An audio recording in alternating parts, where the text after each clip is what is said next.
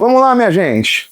Vocês sentem que está cada vez mais difícil liderar pessoas? Parece que eu ouço muito sim, sim, sim, sim. Não é falta de visão, não é falta de dedicação, não é falta de trabalho. É falta de respeito mesmo. Vivemos um tempo curioso. Nunca tivemos tanta informação disponível e nunca tivemos tanta resistência à autoridade. As pessoas questionam tudo, desconfiam de tudo, opinam sobre tudo e muitas vezes obedecem a quase nada. E como eu sempre digo, se você é pastor, líder de ministério, coordenador de equipe na igreja, pai, mãe, ou qualquer pessoa que esteja à frente de gente. Você já sentiu isso? Você orienta e é questionado. Você corrige e é interpretado como duro. Você estabelece direção e alguém diz que está sendo controlador. E antes que alguém pense que isso é só um problema da igreja, não é. É cultural. Nós estamos vivendo a era da auto-autoridade. Que? É isso mesmo que você ouviu. A internet deu voz a todos, o que é bom, mas também criou a ilusão de que toda opinião tem o mesmo peso que toda experiência. E aí nasce a crise, porque liderança bíblica não é construída só com carisma, é construída com autoridade legítima. Paulo já dizia lá em Romanos 13:1 que não há autoridade que não venha de Deus. Isso não significa autoritarismo, significa princípio. A autoridade na perspectiva bíblica não nasce do cargo, ela nasce da responsabilidade diante de Deus. Mas o que aconteceu então? Porque parece que ninguém respeita mais líderes. Primeiro, porque houve abusos reais. A gente tem que admitir isso. Vamos ser honestos. Existiram líderes autoritários, existiram manipulações, escândalos, existiram quedas que feriram muita gente. E quando o abuso, surge desconfiança. Só que o erro de alguns não invalida o princípio da autoridade. Ele exige restauração do modelo. Segundo, porque vivemos a cultura do eu sinto. Se eu sinto que não concordo, eu rejeito. Se eu sinto que não gosto, eu abandono. Se eu sinto que não foi do meu jeito, aí eu questiono publicamente. A verdade é que a emoção virou o critério final. Essa é a verdade. Mas aí é que a gente vai lá para Provérbios 3:5 e o que está dito lá? Confia no Senhor de todo o teu coração e não te estribes no teu próprio entendimento. O que quer dizer isso? É não firmar-se, não se apoiar no próprio entendimento. É isso que é o não te estribes, sabe? Então nem todo sentimento é direção, nem toda opinião é maturidade. Cara, tem gente que assiste 3 vídeos aqui no YouTube, vê um corte no Insta ou TikTok já se sente apta para corrigir quem estuda há 20 anos. A internet formou uma geração de especialistas instantâneos, mas conhecimento rápido não substitui caráter formado. E aqui está algo importante, a autoridade não é gritar mais alto, é viver de forma mais coerente. Jesus tinha autoridade, mas é como se ele não precisasse se impor. Você vê lá em Mateus 7:29 que ele ensinava como quem tem autoridade e não como os escribas. Qual era a diferença? Coerência, vida alinhada. Verdade encarnada. A autoridade verdadeira não nasce do microfone, nasce do caráter. Agora deixa eu falar um momentinho aqui com você que lidera. Talvez você esteja tentando resolver a crise da autoridade aumentando o controle, mas controle não produz respeito. Produz medo. E medo gera obediência momentânea. Respeito gera confiança duradoura. Percebeu a diferença? Então o que fazer numa geração que questiona tudo? Primeiro, fortaleça a sua legitimidade pelo exemplo. Bíblia,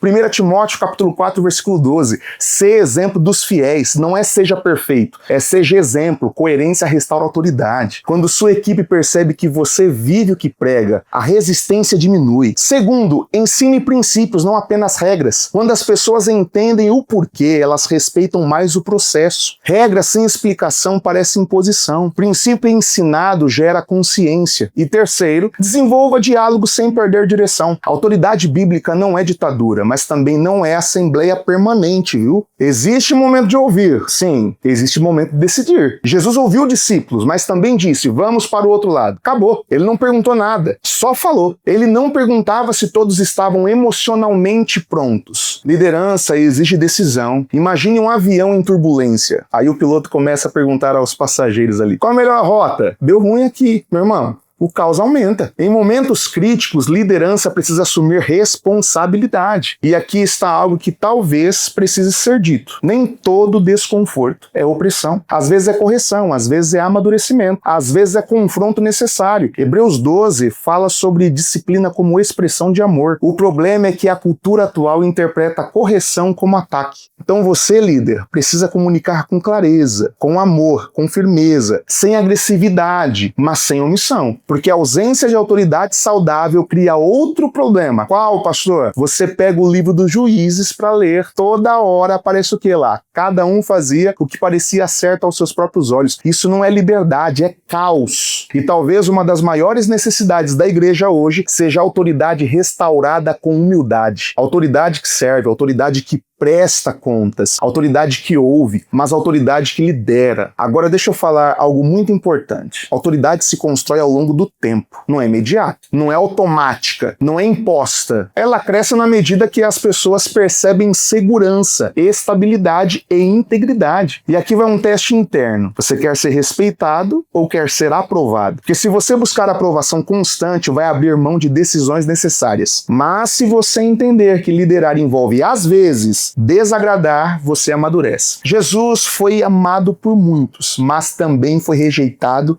por muitos. Lembra da frase do pai, da mãe, lá do avô, aquele cristão mais experiente? Nem Jesus agradou a todos. Pois é, a autoridade legítima nem sempre será confortável, e aqui entra algo essencial. Quem não se submete a nenhuma autoridade dificilmente exerce autoridade saudável. Se você não presta contas a ninguém, sua liderança fica vulnerável. A autoridade bíblica é sempre acompanhada de responsabilidade diante de Deus e de pessoas. Então talvez a crise da autoridade não seja o fim da liderança, seja a oportunidade de restaurar o modelo correto. Menos imposição, mais exemplo. Menos grito, mais coerência. Menos vaidade, mais serviço. Porque no final das contas, liderança cristã não é sobre poder, é sobre cuidado. E cuidado exige direção. Se você está enfrentando resistência, não desista. Ajuste postura, reforce princípios, comunique melhor, permaneça íntegro, íntegra. Autoridade saudável não se constrói com medo, se constrói com verdade e amor. E uma geração que questiona tudo também está procurando algo sólido. Se você for sólido, coerente e humilde, sua autoridade será restaurada com o tempo. Não pela força, mas pela consistência. Que Deus em Cristo abençoe você, sua casa e toda a sua família. Até a próxima. Avante.